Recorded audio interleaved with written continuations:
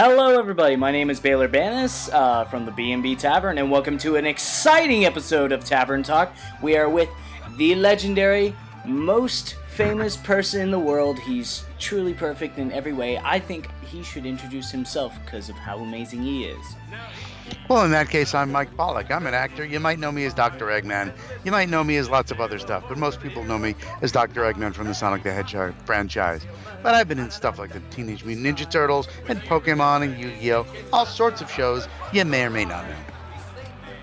If you don't know it, I mean, like, he's basically one of our childhood idols of us early 90s kid and stuff like that. So this is truly an honor, and we are about to let his imagination explode in creating an amazing Dungeons & Dragons character. Now, this is your first time creating a character. Is that correct, Mike? Absolutely. Alright, well, basically we're going to run down a list of races and classes and basically build up your personality the way it is, and then at the end we will have a special illustration of your character for you and a playable character sheet. Fantastic. It's going to be amazing. But would you like to let people know of any special things that are happening, or what are the things that has been going on for you? Sure. Probably the biggest news that I can announce is Sonic Boom Season 2 is coming to Cartoon Network sooner than we'd like to believe. From what I hear, it's the very end of August. Check your local listings and check out Sonic Boom Season 2. I'll also be appearing at the Sonic and Sega Fan Jam down in Savannah, Georgia on November 11th. If you're in the Savannah area, come on down. See me, see Aaron Weber from Sega, all sorts of other Sonic and Sega related stuff. Should be tons of fun. It's going to be amazing. And Dr. Eggman's going to be there. So it's going to be twice as fun and amazing. So we can only hope. Well, we know for a fact. Absolutely. Because you are the life of the party, sir. And thank you so much. You are going to be one of the biggest, coolest dudes ever. Are you ready to start? Awesome. Let's do it. All right. So first off, we're going to go through the races and just give you a brief viewing, and we have a special choice for you in case you want to go for it because of your Dr. Eggman background. But let me run off the lists that are offered here in the Player's Handbook official of 5th edition Dungeons & Dragons. You can be a dwarf, an elf. Elves tend to live about a long time, and they are very, very proud of themselves. A halfling is half human, half dwarf usually. Very short people, but they're very excited, like gnomes. And gnomes, they both have the sense of they live a good long time, but they feel like they're even though they live hundreds of years, their life is too short. You also have a good old human. You have dragonborn, which are half dragons, half human. So a humanoid body with scales of dragons with multiple colors that can breathe fire, poisonous gas, electricity, you name it, and immunities to things. You could be a half-elf, which is half-human, half-elf, that have some special abilities of their own. A half-orc, which is a half-human, half-orc. A tiefling, which is of a creature of demonic descent. It's sort of the bottom half is like hooves and legs, and the top half, they have ram's horns and a tail, and they have sort of a devil-like look to them. And for the last option, just for you, we do have a Dungeons & Dragons 5th edition modified made robot with multiple different types of robot classes for you if you want to be a robot. That last option sounds tempting. Let's go with that. They're the robots. Ooh, you want to be a robot. All sure. Right. Now, let me run through you the list of robot-like things that we have. We have quite a few options for that. Now, you could be a warbot, which is covered in gleaming metallic armor, and they're very powerful. You could be a toolbot, which is toolbots repair and maintain and even design and build machines. You could be a builder, or you could be a surfbot. They're designed to emulate organic beings as much as possible. Basically, surfbots are the ones with the most personality, and have the most human approach to things a robot can be? I'm going to probably go with Surfbot because personality is a good thing. Personality is the most excellent thing. Now, I have to ask this: what is of all the Doctor Eggman robots that you had the pleasure of voice acting with? Who was your favorite robot character? Now, now, I hate to pick favorites, but I'm going to say that the team of Orbot and Cubot from Sonic Boom have brought me many laughs over the last couple of years. So if I can pick two, it's the team of Orbot and Cubot. They are definitely an adorable pair of robots, and they seem to be well intending. Sure. Yes, they do mean well. They don't always get it right, but sometimes they can be smarter than Dr. Eggman. He just won't admit it. Well, some people need to stick proud to their famous endowment, which is knowledge for Doctor Eggman. So definitely, and Absolutely. so as a surf bot, you have quite a cool couple of tricks up your sleeve. But what is the name of your robot, sir? Well, let's see. I suppose it should have some type of egg-related thing. Ooh, if you Uh, if that is possible, I don't know about copyright or not. well, let's see. We could go with the description of ovoid, which is an ovoid shape, which is the shape of an egg. So how about ovobot? Ovobot. Mm. Most excellent idea to get around plagiarism. Great idea, sir. And tell us what. So there is classes to be had, as Ovobot would have. So here is the question. I'm going to run the list of classes, which are the types of weapons and tricks up your sleeves that your Ovobot would have just in case. Mm-hmm. You could be a barbarian Ovobot. Barbarians tend to have pure strength and use a lot of their endurance to keep going forth and battling. A bard, your Ovobot could be a musician and cast spells with high charisma, very charismatic robot. Mm-hmm. You could be a cleric, a robot of healing with some faith. Usually clerics have some deity that they are sort of tied with. A druid, which are sort of like in the sense of elemental wizards and sorcerers, and these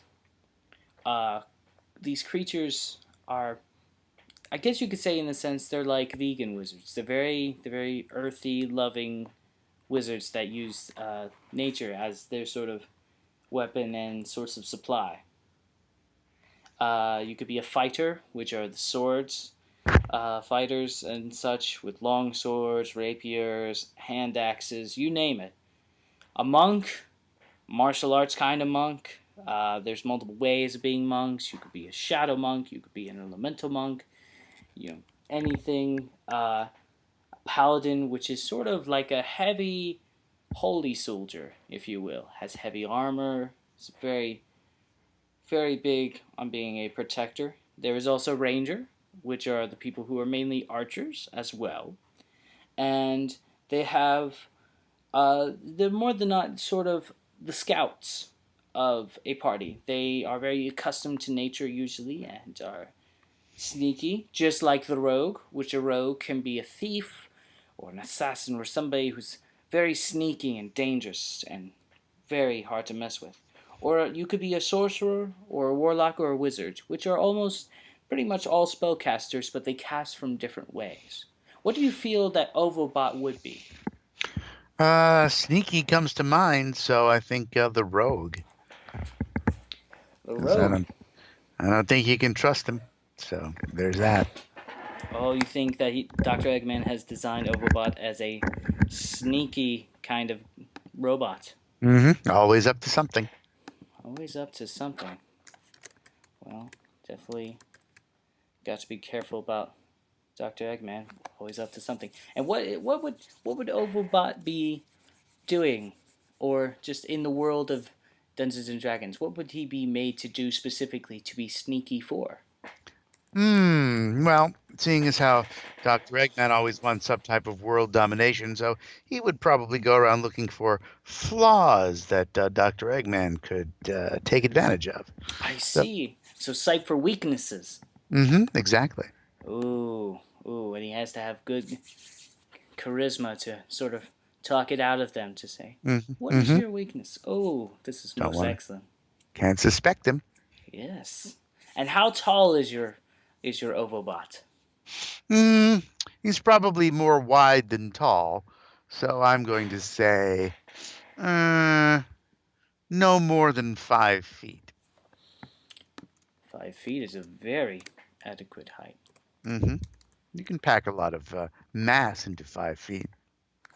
You definitely can. So, and how much would this Ovobot weigh? He must be full of Oh, gadgets and tricks. he'd probably clock in at least 350, 400 pounds. Goodness gracious, he is hmm so heavy. hmm What kind of stuff would he have?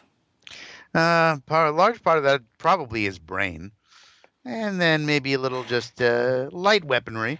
But since it's more about the brain rather than the brawn, just the a little extra fat, some type of metallic filler material, just to provide weight to get through any obstacles by brute force. I see some added protection, basically like a whale. He has like blubber. hmm All right, I like this. I like this. Now your alignment is what kind of personality your robot has. Is he lawfully good, lawful neutral, lawful evil, neutral good, true neutral, neutral evil? These are traits of how they think as a person. And since the robot has quite a bit of personality, it could be a chaotic good, crazy but very friendly, chaotic neutral, just crazy and very neutral, or chaotic evil. I'm going to say with Dr. Eggman's history of chaos control, probably chaotic evil. Ah, a crazy robot, crazy evil, sneaky robot that nobody can find. hmm Goodness gracious, with 350 pounds, it's very sneaky. That is most impressive. Well, I would say he's fairly two-dimensional, so if he turns to his side, you're not going to know he's there. Oh, I see. So he's very wide, but he's very slim on. So he's. hmm I Not see. I not see. very thick. I see. That is most interesting. That can definitely get you to a lot of things. hmm Now, Now it's time to choose some skills for your robot. As D&D, you get to choose about 6 skills for yourself, in addition to what your background and the way your robot is designed. As the way your robot is designed, and because of the rulings and the background, he's very good at being deceiving, and he's also very good at stealth. He's very proficient at these. So, hmm in the way of stats and numbers, meaning he will be able to roll very high numbers and probably not be found a whole lot. Now, there's many others options as you have.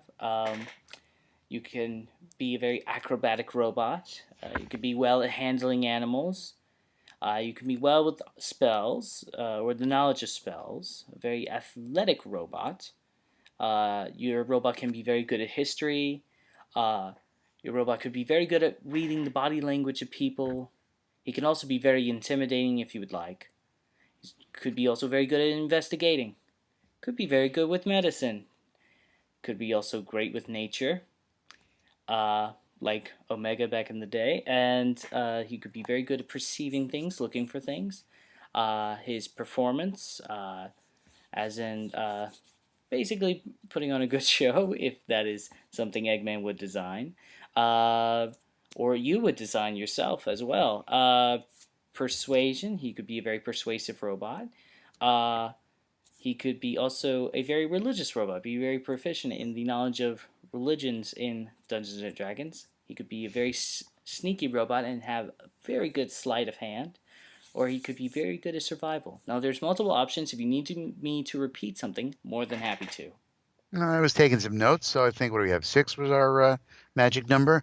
Yes, sir. Okay, he'd be good at spells because it's all about planning and making things happen. So spells would get some of that stuff done.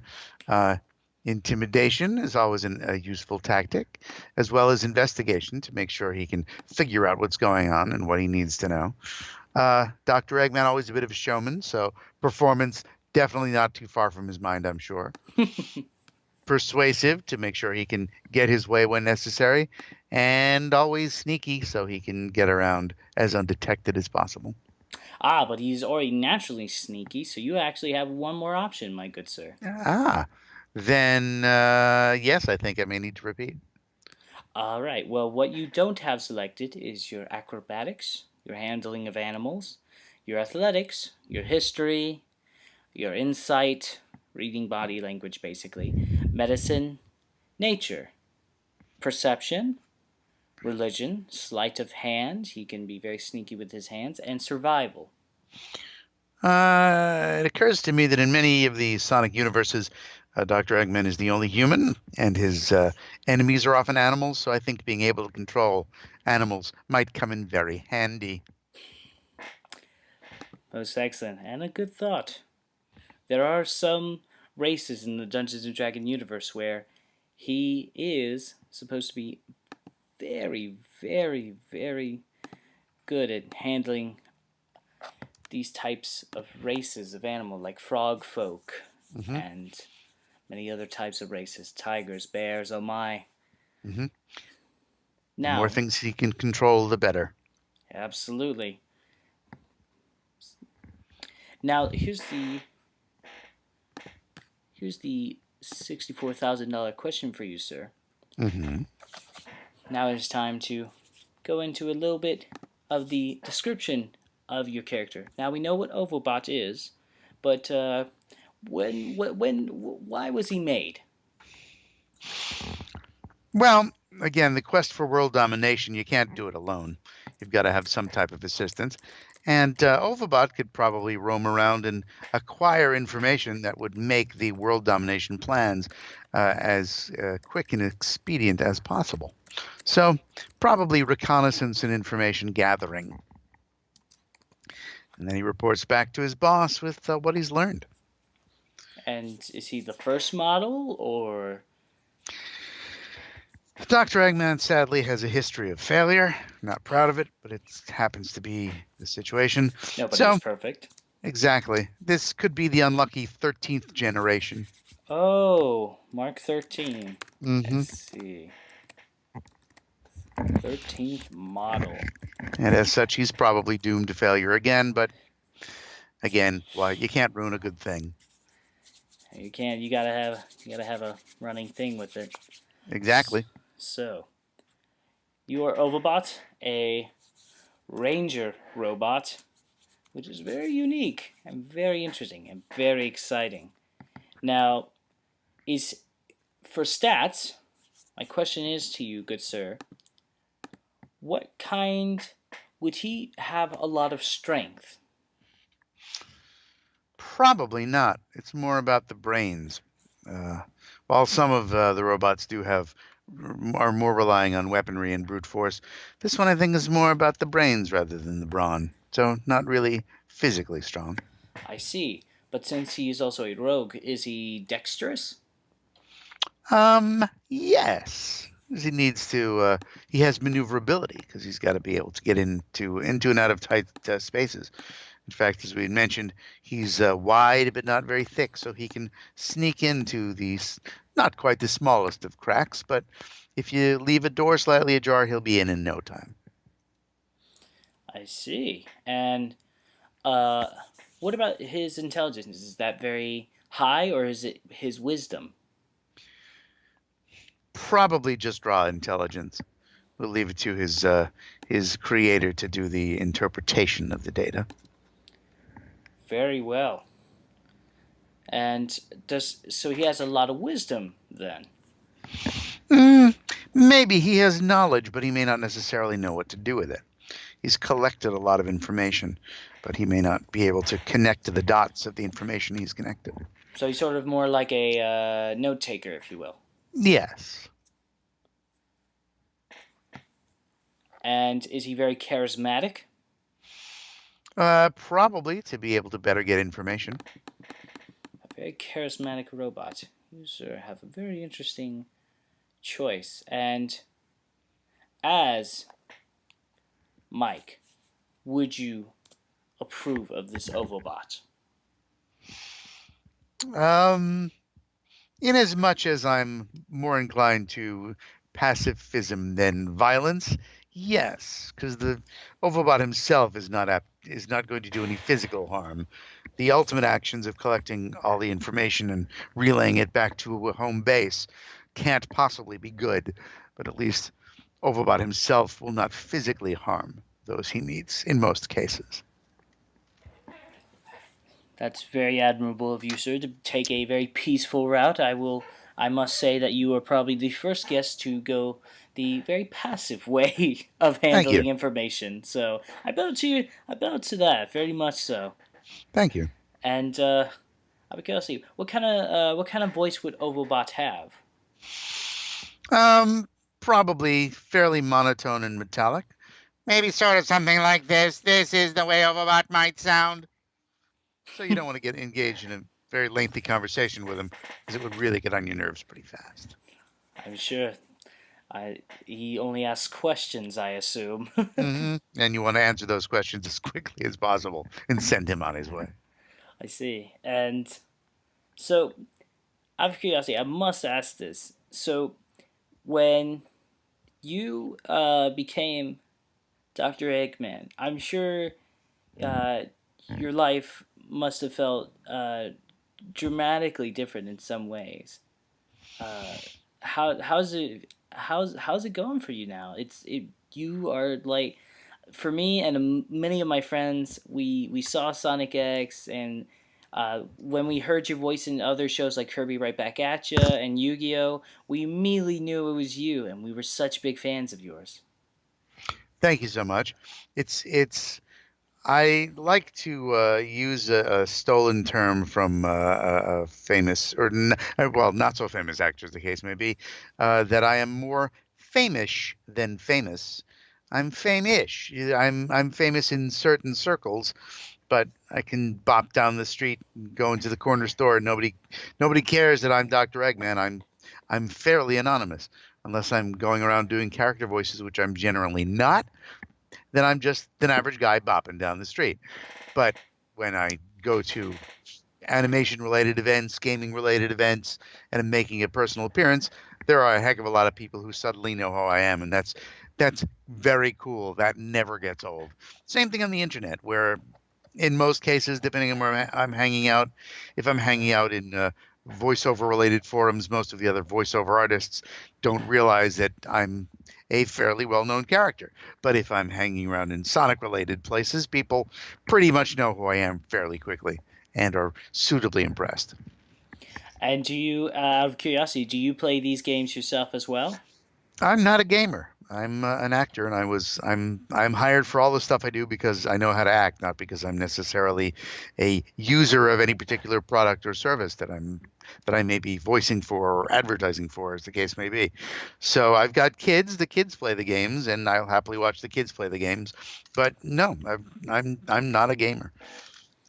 Oh, that's fair enough, but at least you put many smiles on people's faces. Sure. And I like to point out that if Sega and other clients were just hiring gamers and the gamers couldn't really act, you wouldn't have a tremendous gaming experience all the time. So Very true, and a very valid point. But mhm. it's always interesting. I do meet some voice actors and actresses that play the games that they voiced in. So that is it's not always impossible to have a player of games and also somebody who is a voice actor as well. Absolutely, but it's not a requirement. There's no interview where they say, Oh, "So, sure. how many games do you play?" It's pretty much, can you read this script and not sound like you're reading? Great, we'll take it. Very, very true as well. And well, out of curiosity, even though you don't play any video games, do you play any types of games? Are you a type of card gamer of like just normal poker games, or do you play? The The only types of games I would play if I were playing would be trivia related games. I was part of a radio call-in quiz show for a while when I was in high school and college, and I had tons of fun with that. And I would sometimes go with the old teammates to pub trivia nights and play trivia, and we'd usually do pretty well. Um, Oh Trivia, sure, yeah, those are fun. yeah. So if there were a trivia related game, I'd be part of that. Probably wouldn't go it alone. I've got a couple of teammates that I'd want to tag along, but sometimes I can hold my own too. Well, I'm sure you can because after all, you are Doctor Eggman and a super genius at that. So I'm sure Doctor Eggman could be a master at trivia games. Of course. And do you have just for small talk? Do you have like a set team that you've been doing this with for years? Yeah, my old pal Roy, who was the host of this call-in quiz show, we would go to pub quiz nights for a while, and we would bring along another old radio friend of mine, a gentleman named Chris, who worked for the New York Mets as their play-by-play booth announcer. So he knew all sorts of sports-related stuff and sports-related trivia. And then I got some other friends, a guy named Stan, a guy named Evan. If and when they're in town and are able to join in, they'll come along. But pretty much a standard crew of 4 or 5 people can cover all relevant trivia bases. Oh man, well when we fly you down for a special project that we talked a little bit about that we will go more in detail later. I must take you. There's this hot dog place popular in New Orleans, and Hmm. they have considered the hardest pub trivia in Louisiana, Wow. and it is very hard questions, but perhaps you may be the one that could answer all the questions correct.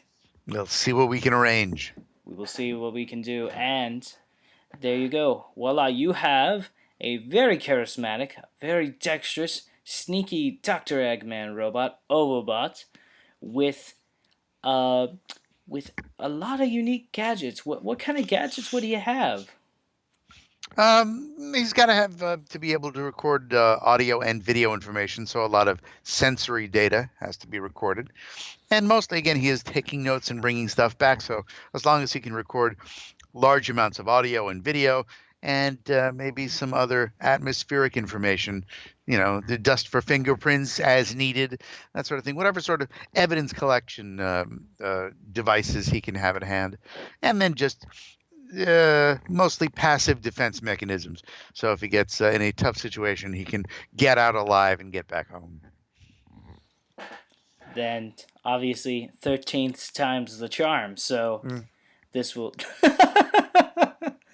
we hope. we hope. Maybe. Don't know. Could be 14th time the charm. We don't know. Mm-hmm.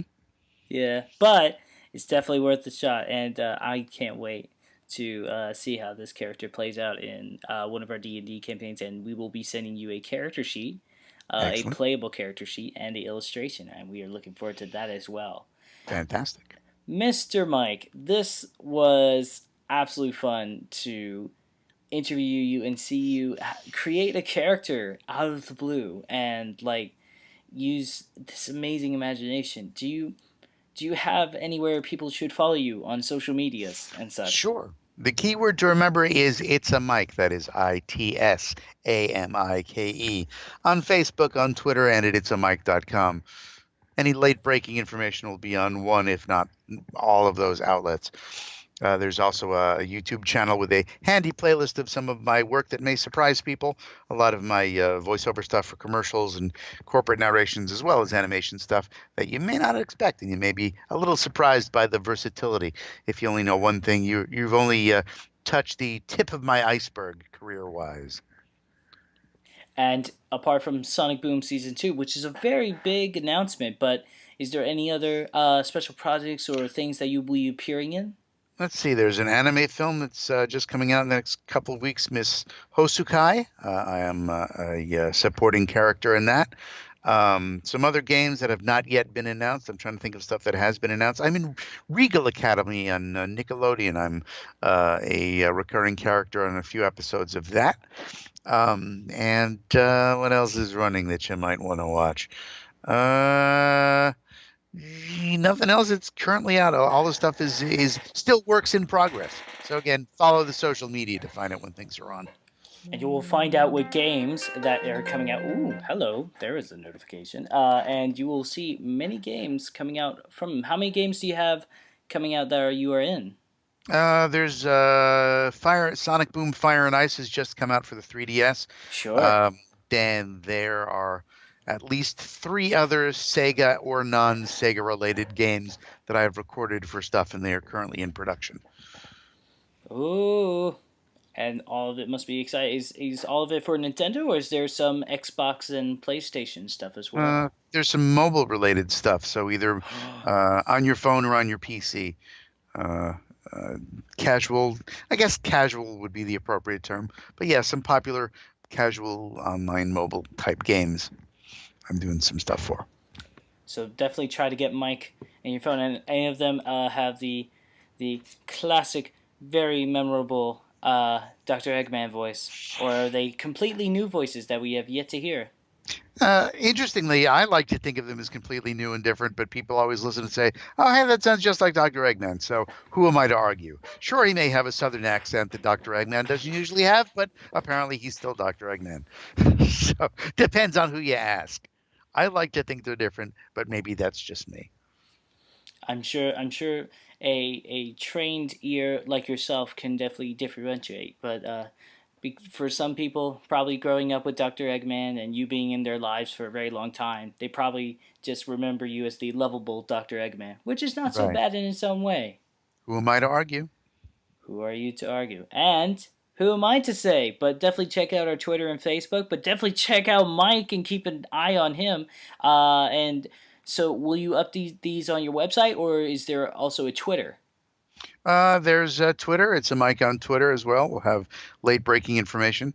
So both Twitter and Facebook, as well as the website, are places to watch. In fact, I'm going to say I haven't updated the news section on the website ever since Facebook and Twitter became a thing. So pretty much Facebook and Twitter. Fair enough. And, well, there you go, ladies and gentlemen. Be on the lookout for Mike's new games. You can also check out Sonic Boom Fire and Ice for the 3DS. And he will be. Who will you be? Dr. Eggman, probably? Yes, at least Dr. Eggman, if not a few bit characters here and there. Ooh, some of the NPCs. Mm-hmm.